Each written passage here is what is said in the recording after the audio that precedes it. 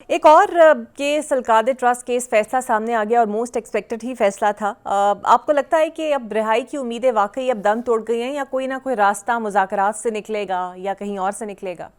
तो number one पे हैरान हूँ कि फैसला आने से पहले कुछ जर्नलिस्ट जो हैं उनके पास गालिबन इंफॉर्मेशन थी या उन्होंने फैसला पढ़ा था या कोई आई डोंट नो कि क्या था कि उन्होंने बाकायदा ट्वीट की कि जी बुशरा बीबी को 7 साल, इमरान खान को 14 साल की सजा लगेगी कल।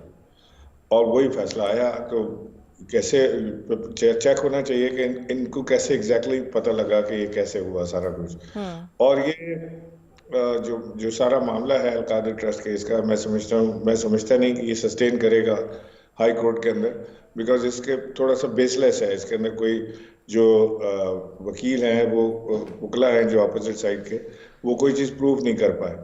यानी कि वो पैसा आया जो जो कि हुकूमत पाकिस्तान के अकाउंट में, स्टेट बैंक के अकाउंट में आना था, और जो हम्म। सुप्रीम कोर्ट के अकाउंट में गया, तो वो गया तो पाकिस्तान के पास ही, इमरान खान की जेब में तो आया नहीं था। तो एनीवेज ये केस बिल्डअप नहीं हो सका और इस केस की कोई खदोखाल मुझे ऐसे नजर नहीं आता कि सस्टेन करेगा। तो मुझे तो कोई इसमें इल्हाम नहीं है कि ये सुप्रीम कोर्ट या हाई कोर्ट के अंदर ये केस जो है बहुत ज्यादा आगे जा पाएगा। और आपको नहीं लगता कि बहुत हद तक पीटीआई की मौजूदा क़यादत या ख़ुद खान साहब की जो कानूनी टीम है वो उन्हें रिलीफ दिलवाने में नाकाम रही, और अब जब ये फैसला आ गया है तो कभी जज पर सवालात उठाए जाते हैं, कभी 20 साल पहले उसके ट्रैक रिकॉर्ड को खोला जाता है, लेकिन जब ये समाअत हो रही थी उस वक्त कोई सही दलाल या पैरवी नहीं की गई? नहीं, पैरवी तो वो कर रहे थे बेचारे, लेकिन जाहिर है कि देखें लॉयर्स को तो मैं कुछ इसलिए नहीं कह सकता कि लॉयर्स तो वहाँ टॉप नॉच लॉयर्स मौजूद हैं। और वो उनकी क़यादत के ऊपर सवाल जरूर उठाया जा सकता है कि वो सियासी क़यादत के काबिल हैं कि नहीं है। हम्म। अपने प्रोफेशन में तो वो बेहतरीन होंगे, लेकिन जो पॉलिटिकली जो एक ज़रूरत होती है एक एक्सपीरियंस की, वो उनके पास लैक करता है, उनके पास है नहीं। कुछ क़यादत ऐसी है जो कॉम्प्रोमाइज है, बाकी जो है वो इनकॉम्पिटेंट है। तो वहां पे तो प्रॉब्लम बहुत बड़ा पड़ा हुआ है कि इमरान खान के जेल में जाने के बाद से, और उनकी जो पॉलिटिकल लीडरशिप थी उनके जेल जाने के बाद हम्म। से, या जो छोड़ के चले गए उनके बाद से, यहाँ पे जो अब लोग पीछे रह गए हैं, ये इमरान खान की जो मूवमेंट थी, जो उनकी जेल में जाने की चीज़ें थी, ना उसकी मूवमेंट को कैरी कर सके, ना जेल में जाने की वजूहत को आगे ले जा सके, बल्कि ऑन द कॉन्ट्ररी कई बार तो मुझे ऐसे नजर आया कि दे आर एंजॉइंग कि इमरान खान जेल में है और उनकी वाहवाही की वो होती है पीछे। हम्म। और आपको लगता है कि अब चूंकि बुशरा बीबी जेल जा चुकी है, लेकिन उससे पहले उनकी खुफिया मुलाकातों का जिक्र था, बैकडोर रवाबित का जिक्र था, पर्से पर्दा डील की कोशिशों में मसरूफ रहीं जो दीगर जराए से खबरें आती रहीं, सो अब वो रास्ता बंद हो गया है या फिर अच्छा ही हुआ क्योंकि कुछ क़यादत नाला भी थी बुशरा बीबी की बहुत ज़्यादा इंटरफेरेंस है?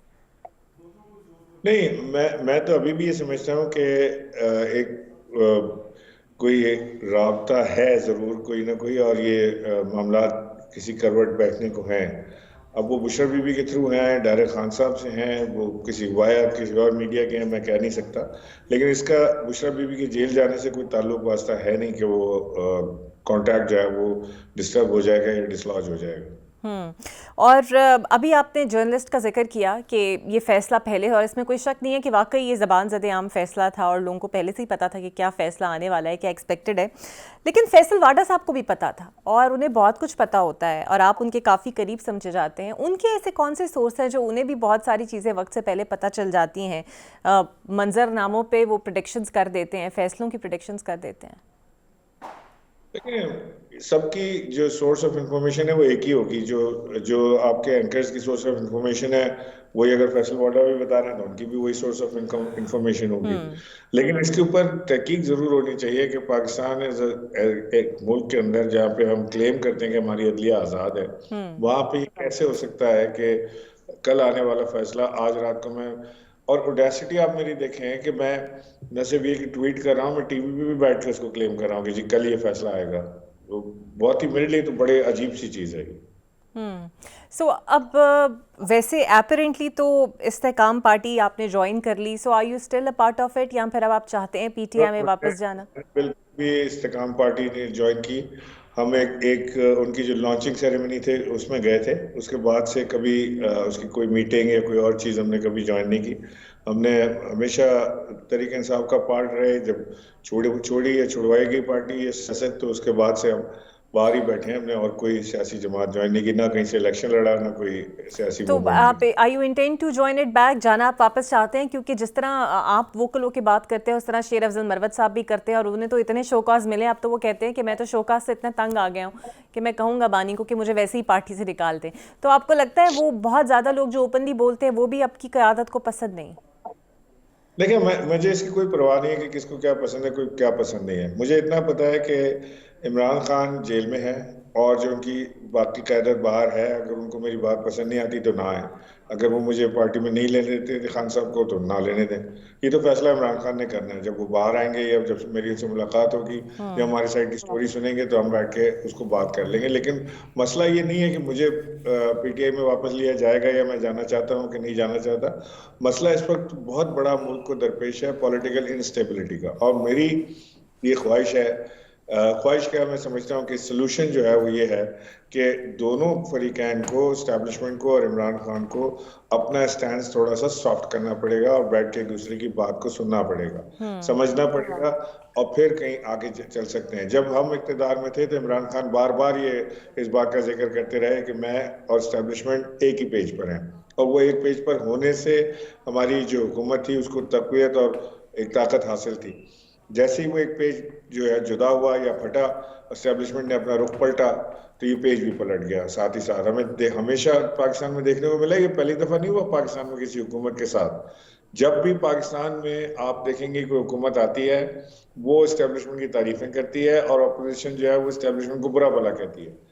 यही नून लीग, यही यही मरियम नवाज, यही नवाज शरीफ एस्टेब्लिशमेंट के लिए क्या जबान इस्तेमाल करते थे, आज क्या जबान इस्तेमाल करें आपके सामने है।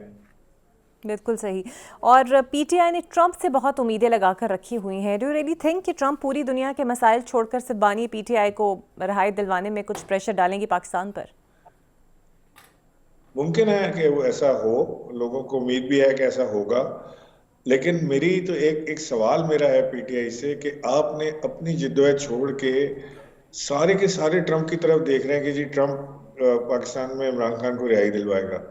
मैं इस चीज पे हैरान हूं कि एक शख्स जो पाकिस्तान में सबसे ज्यादा पॉपुलर हो, एक शख्स जो पाकिस्तान में जिसकी आवाज पे लाखों लोग जमा होते थे, वो अब उसकी वो लीडरशिप जो बाहर इस वक्त मौजूद है, उसने वो क्यों नहीं अपना स्ट्रेंथ दिखाती है, वो क्यों नहीं पॉलिटिकल मूवमेंट करती।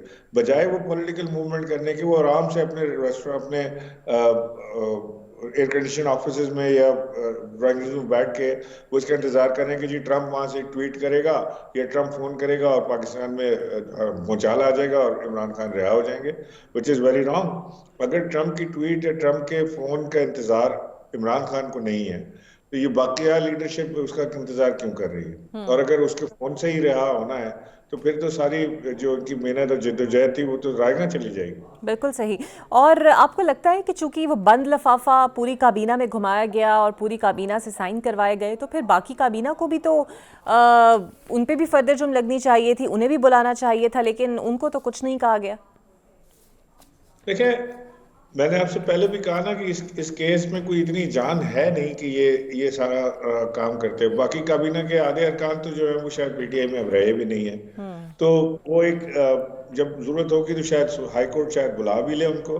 लेकिन अगर इतना ही इस हुकूमत को गम था कि वो पैसा सुप्रीम कोर्ट में पड़ा रहा और हुकूमत पाकिस्तान को उसका इंटरेस्ट भी मिलता रहा, बड़ा ठीक ठाक इंटरेस्ट उसका उनको बैंक रेट से मिला है, वो उन्होंने लिया है, तो वो जिस तरह इस काबीना ने बकौल इनके गलत फैसला किया था और उन्होंने वो पैसा जो है वो उधर डाल दिया था सुप्रीम कोर्ट के अकाउंट में, ये एक और फैसला ले लें कि वहां सुप्रीम कोर्ट के अकाउंट से निकाल के स्टेट बैंक के अकाउंट में डाल दें।